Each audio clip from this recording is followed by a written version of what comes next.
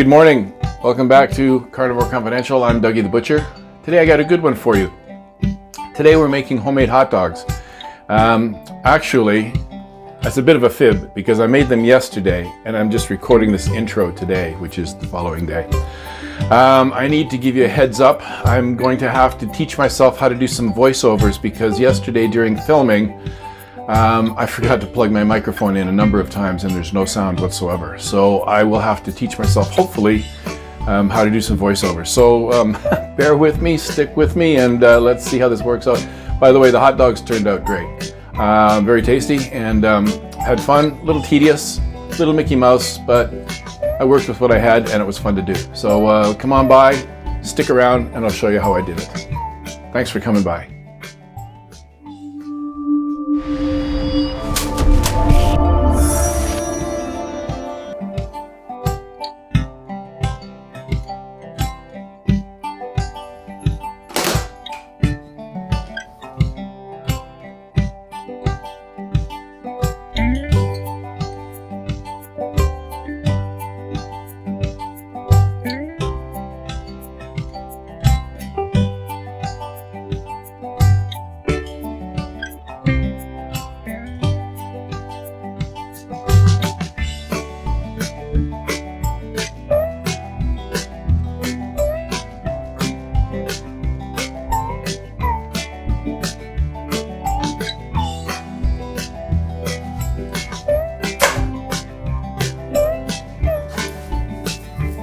All right, now, like I said the other day, this is the decal, or the point portion of the brisket.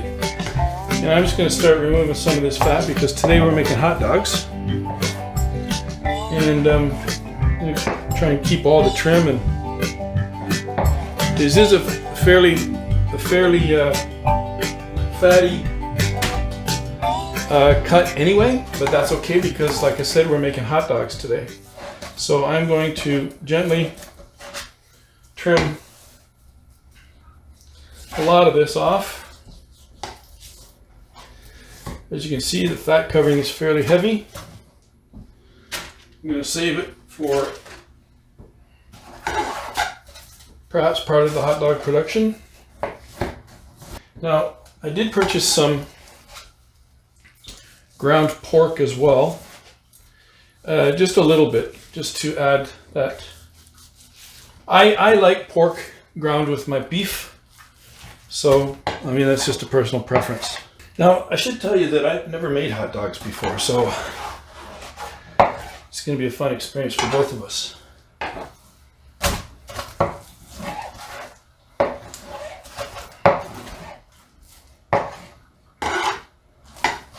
So I'm going to grab a scale and see how much meat we've got here. All right, so to that, I have some ground pork. Now, if you recall from my ground beef video, I have my grinder parts in the freezer. So we're going to get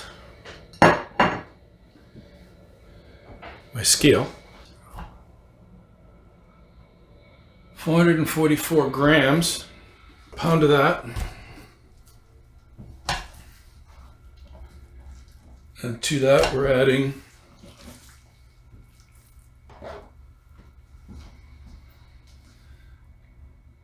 .5 kilos.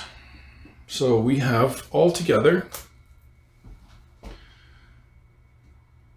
2.9 kilos. All right, so now that I know what I have, as far as meat is concerned, weight-wise, 2.9 kilos exactly.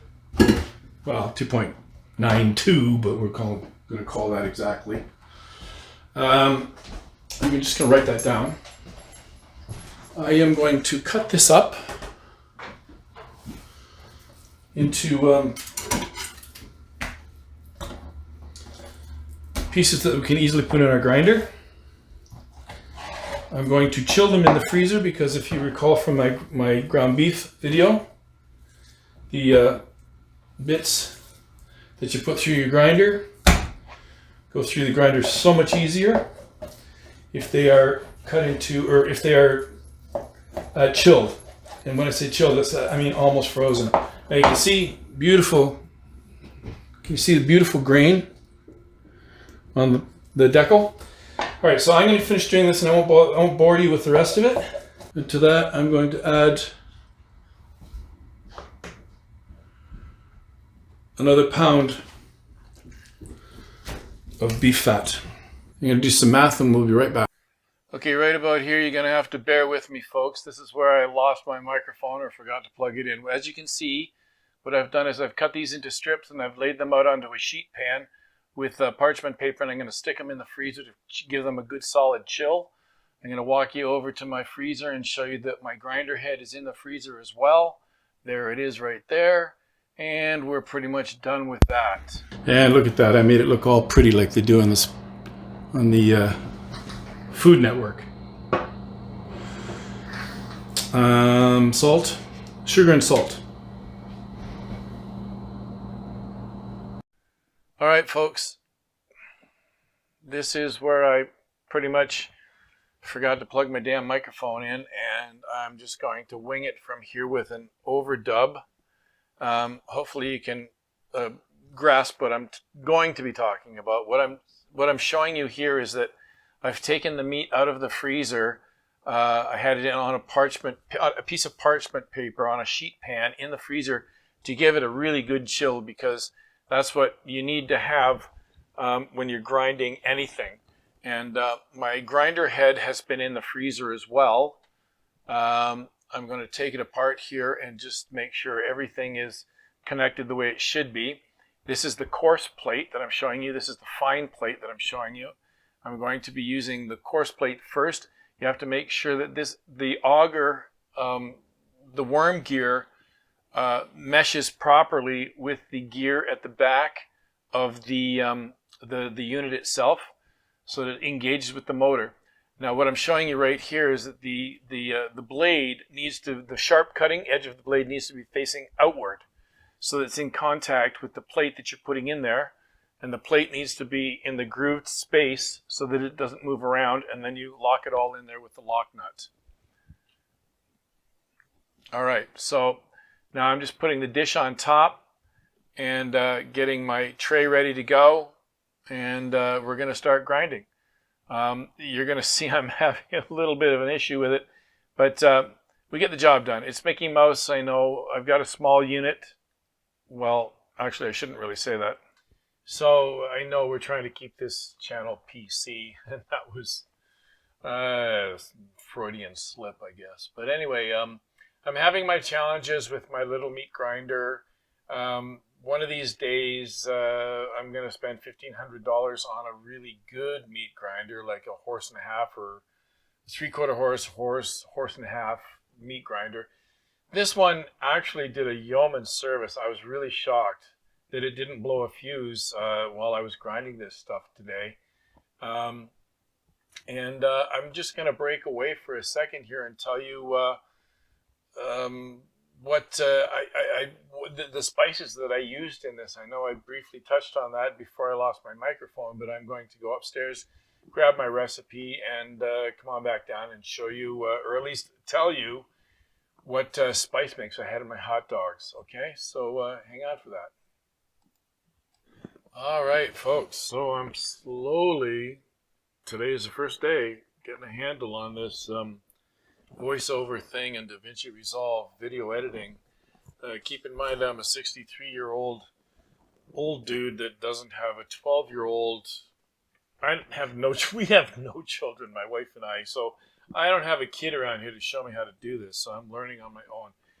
Thank you so much for your support. Thank you so much for your patience. So as you watch me grind this stuff, I'm going to tell you what's the spice mixture that I put in it from the old German gentleman that passed this recipe on to me. 3/4 of an onion.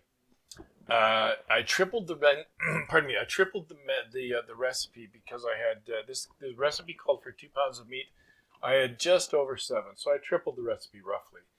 So rather than 3/4 of an onion, I put in an onion and a half. I ground it really, really finely, as you saw earlier, with 3 cloves of garlic and also 3/4 of a cup of milk in my little food processor. You saw that. Okay, so as far as the spices were concerned, I think that was all when I lost my microphone, but I'm going to go over it with you. I believe, actually, no, that's not true. I still had my microphone with me, but I said 3.5 tablespoons of coriander and 3.5 tablespoons of paprika. I was mistaken. Please forgive me. That was 3.5 teaspoons of coriander, 3.5 teaspoons of paprika, 1.5 teaspoons of ground mustard, 3/4 of a teaspoon of marjoram, 3/4 of a teaspoon of mace. That's the funky spice that I like because it smells like nutmeg. 4.5 teaspoons of sugar, 3.5 teaspoons of salt, and 3.5 teaspoons of white pepper. Now, this recipe, I noted at the bottom, I also wrote a note to myself that if you're using natural hog casings, you should use a tablespoon of vinegar just to loosen up the hog casings. But as you can see, as we go through this, I was actually using collagen casings, which are edible. They're not the plastic casings that you can't eat, but they are edible. And the reason I use them is because they will accept smoke, whereas the plastic casings won't. So let's go back and edit some more of this out of here because it's boring. All right, folks. At this point, I'm mixing. I know it called for 1 egg white or 2 egg whites. I can't recall. I can't remember exactly, but I don't have any use for an egg yolk in my fridge, so I just used whole eggs, 2 whole eggs, and I tossed all of my spice mixes in here. And as you can see, I'm just mixing it all up. This is the coarse grind. This is the first grind. I'm going to grind it again through the second plate, the fine plate. And that's even more time consuming than the first one. But at least, you know what? This voiceover thing's not so bad because I can at least talk to you about what I was doing or am doing, and while I'm showing you the video portion of it, and we can work through it together. So I'm going to do a little more editing here, and I'll bring you back for the second grind. As boring as that is, I'll talk you through it as well. All right, folks, we're back. Hang on a second here. I got to turn my microphone off. All right, so we're back. We have ground this through the first time. Got the fine plate on, and we're going to regrind it a second time to make it more hot dog-like consistency, and I've yet to decide whether or not I'm going to put it through my food processor. All right, so at this point, folks, you can see that I'm adding ice cubes to my grind, just because I was having such an issue with getting it through the fine plate. So let's carry on, and I'll show you more of what I was struggling with. All right, folks, so this is the very tail end of my second grind. First through the coarse plate, second through the fine plate, and I was going to further process this to emulsify the fats and bring the proteins together in my food processor, but I kind of like the consistency of it the way it looks right now, so I'm not going to further mess with it anymore. I'm just going to bring you back upstairs, and we're going to go ahead and stuff these into collagen casings. I don't have any real hog casings, so we're using the collagen casings, which are edible.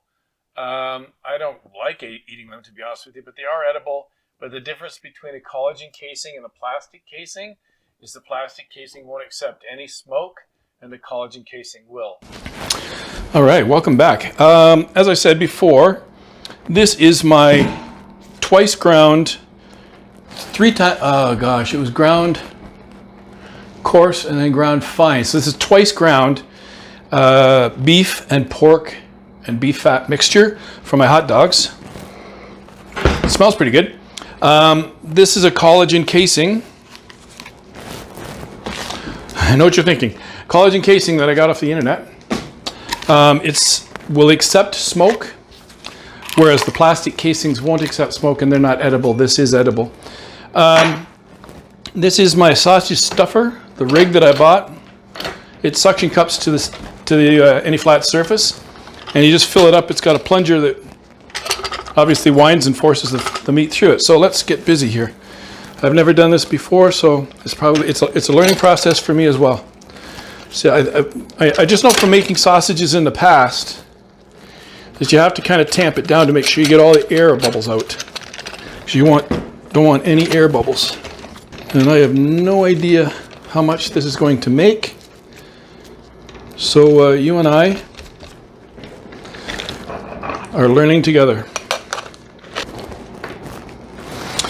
Well, I got to do it on the edge of the table here because the crank handle hits the top of the table if I do it in the middle. So I am going to do this. Hopefully I'm going to see if you can see what I'm doing. Sorry, I just wanted to step away for a second to see some steam rising up here. I've got my dishes in the dishwasher. Pardon me. So let's see how we go.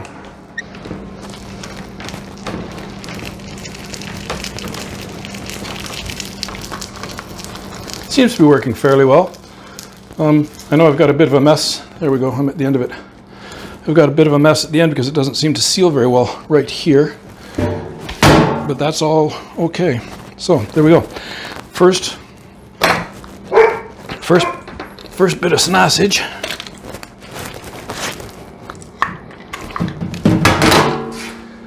All right, well, I guess you get what you pay for.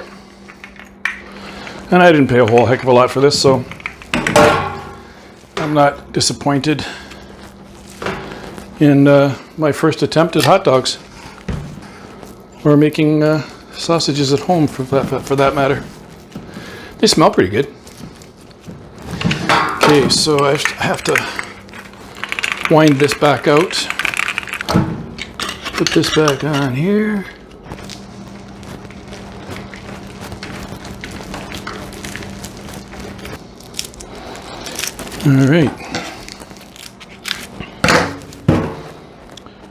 All right, so it's pretty obvious I'm going to fast forward through a lot of this because you're probably laughing your guts out at me learning how to do this.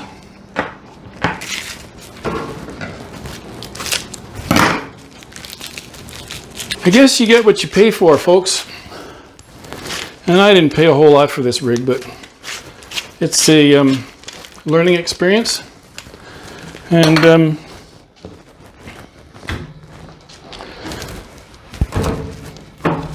I'm learning as I go. And you're along with me for the ride, so lucky you. So let's clamp this down again and give it another crank. All right, so it's kind of tedious, as you can see. It's fun. I'm enjoying myself. Never done it before. Not sure if I'm in a big hurry to do it again anytime soon, but for purposes of this video, it's fun. And we're back. I'm sure you can see it squirting out on my right hand. It's not a great seal there, and my buddy Billy the Butcher, the guy that I got the lamb saddle from. We used to work together years ago, 35 years ago we worked together, I told you that already. But we used to close the shop and for 2 hours or so make sausage in the shop. The doors were closed, but we'd make sausage in the shop. The doors were closed. People would stand on the street and watch us. But one thing that Billy taught me a long time ago was how to make a link. And I'm going to show you right now. Decide which size you want. Pinch it. Twist it. Opposite directions. Like so. It's not cooperating. And then what you do is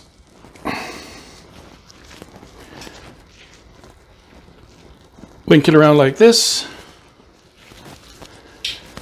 and you've got hot dogs. And I'll show you that again. So you make the first one, pinch it, make the second one, pinch it, twist it. And then the third one, you go like that. Oh, am I even in the shot? And we'll go like that. And then you go like that. And if there was another link there, which there isn't, then you'd have sausages. See? Anyway, these sections, or these lengths of hot dog, are only as much as I can put in my stuffer. Otherwise, I'd have great big long sections that I could show you how we link these up. Or how we used to link these up. Anyway, like I said, Billy's the one that showed me how to do this a million years ago.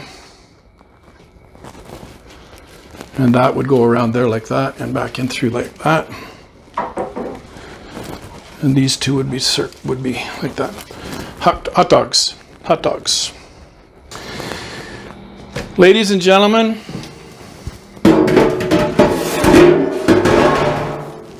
bang, crash. Thank you so much for hanging out. Next Thursday, I'll have another video for you. Really appreciate your support. Like, share, and subscribe. And stay hungry, you guys, and I'll see you next Thursday. Thanks a lot for coming by. This was kind of fun. It was tedious. You get what you pay for, but it was fun. Anyway, I hope you enjoyed what you saw. Come back next Thursday for another one. Stay hungry, you guys. All right, so the very last thing I wanted to show you guys was smoking production, full swing. Got them on my barbecue, but there's no heat whatsoever. I've just got my cold smoke generator underneath them, smoldering with some apple pellets, apple wood pellets. One of my favorite things to use. And so that's it for today. I hope you like what you saw. I know it was kind of Mickey Mouse at times, but it was fun. I'd never done that before, and not a huge hurry to do it again, but at least you know it can be done, and the equipment was cheap, and kind of at times it showed how cheap it was. So come on back next Thursday for another episode of Carnivore Confidential. I upload every Thursday at 6 o'clock. Stay hungry, you guys, and remember to like, share, and subscribe. Thanks a lot for hanging out. Bye for now, guys.